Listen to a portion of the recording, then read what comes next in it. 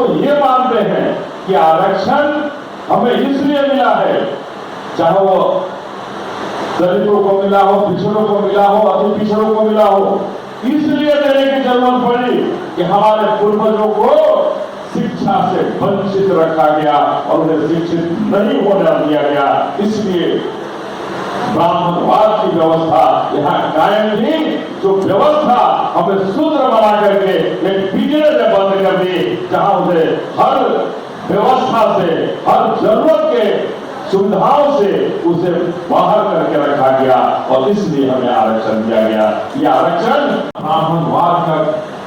बोलबाला था। उस परिवेश में उस ब्राह्मणवाद के बोलबाला को रोकते हुए, उस पर नकेल कसते हुए वहां एक समरस समाज की स्थापना के लिए रास्ता खोला और उन्होंने बताया कि आजादी के पहले एक ऐसे राजा हुए जिनकी जयंती हम आजादी के 75 साल बाद भी मना रहे हैं, कि आज मनाकर ये बता रहे हैं कि वही छत्रपति साहू जी महाराज थे जिन्होंने हमें आरक्षण देकर के इस भारत राष्ट्र में सबसे आगे बढ़ाने के लिए पहला प्रयास, सफल प्रयास करने का हम पिछड़ों, दलितों और पिछड़ों का उन्होंने किया। और आज उन्हीं की बदौलत बाबा साहब भी विदेश गए कि छत्रपति साहू जी महाराज कर रहे कि बाबा साहब उन्होंने अपने राज सत्ता के खर्चे पर, अपने राज के खर्चे पर विदेश भेज करके पढ़ाया लिखाया और आने के बाद उन्हें सबसे मुक्त करते हुए भारत में सबसे आगे बढ़ने का रास्ता दिखाने का काम किया। ये हमारे पूर्वज छत्रपति साहू जी महाराज है। तो हम आज उन्हें याद करते हैं। और छत्रपति साहू जी महाराज एक ऐसे सुधार के जनक थे कि केवल शूद्रों का जीवन ही नहीं, उन्होंने महिलाओं का जीवन के लिए भी एक नई पहल की, एक नई ऊंचाई के लिए, और उन्होंने महिलाओं के लिए भी न जाने कितने रास्ते खोले, जहां विवाह की भी बात कही, सबको पढ़ने का समान दर्जा दिया। इसके पहले हम शूद्र समाज के लोगों के साथ साथ महिलाओं को भी पढ़ने का अधिकार है, लेकिन उन्होंने न पढ़ने का अधिकार नहीं दिया, नौकरियों में भी हमें आरक्षण देकर के हम शूद्र समाज को आगे बढ़ाने का रास्ता दिखाया। लेकिन आज बड़ा दुख होता है कि आज 124 साल पहले हमारे छत्रपति साहू जी महाराज ने यह प्रयास किया, 122 साल पहले यह प्रयास किया, और 122 साल के पहले के प्रयास के बाद आज भी हमारे भारत में यहाँ की जो वर्तमान सरकारें हैं, बिहार में चाहे वो राज्य की सरकारें हों, आज भी छत्रपति साहू जी महाराज के सुधारों से सबक नहीं, उनके बताए हुए रास्ते पर आज भी नहीं चलना चाहती है। जो छत्रपति साहू जी महाराज ने जो रास्ता दिखाया, उन रास्तों को आज भी ये सरकारें बंद करके, आज शिक्षा की बात करें तो शिक्षा, अभी हमारे सांसद जी ने कहा कि क्या फ्री है शिक्षा, तो सही मामले में क्या शिक्षा हमने को फ्री मिला था? शिक्षा बात फ्री हमने के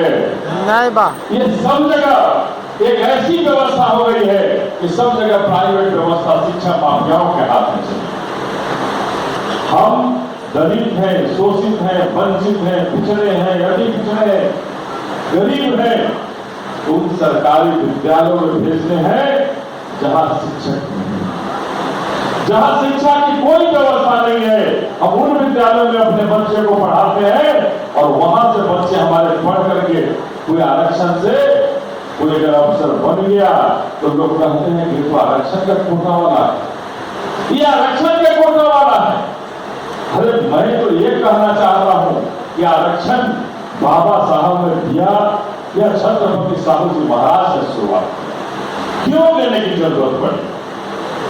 क्यों हमें आरक्षण देने की जरूरत पड़ी? सबसे पहले इस पर विचार करने के क्या फिर क्या कारण था? क्या आरक्षण हम अधिकार नहीं मानते? हम तो ये मानते हैं कि आरक्षण हमें इसलिए मिला है, चाहे वो दलितों को मिला हो, पिछड़ों को मिला हो, अति पिछड़ों को मिला हो, इसलिए जरूरत पड़ी कि हमारे पूर्वजों को शिक्षा से वंचित रखा गया और उन्हें शिक्षित नहीं होने दिया गया, इसलिए ब्राह्मणवाद की व्यवस्था यहाँ कायम थी। जो व्यवस्था हमें सूत्र बना करके एक पिंजरे में बंद कर दी, जहां उसे हर व्यवस्था से, हर जरूरत के